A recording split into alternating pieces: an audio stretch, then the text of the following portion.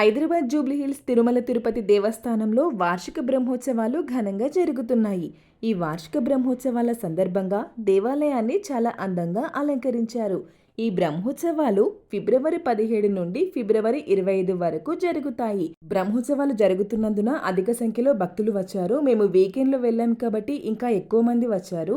ఈ రోజు టెంపుల్ మొత్తం గోవింద నామస్మరణలతో మారుమ్రోగింది. ఈ బ్రహ్మోత్సవాల్లో భాగంగా టీటీడీ టెంపుల్ వాళ్ళు అన్నదానం నిర్వహించారు. ఈ అన్నదానం మధ్యాహ్నం 12 గంటల నుండి సాయంత్రం 4 గంటల వరకు చేస్తారు. ఎంతో మంది భక్తులు వచ్చినా వాళ్లకు ఇక్కడ అన్నప్రసాదం ఖచ్చితంగా దొరుకుతుంది.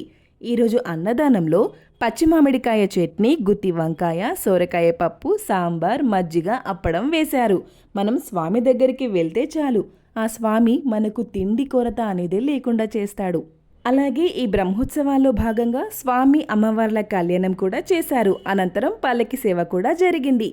అలాగే ఇక్కడ తిరుపతి లడ్డు కూడా 50 రూపాయలకే అమ్ముతున్నారు. మీ అందరికీ కూడా స్వామివారి ఆశీస్సులు కలగాలని కోరుకుంటూ ఓం నమో వెంకటేశాయ.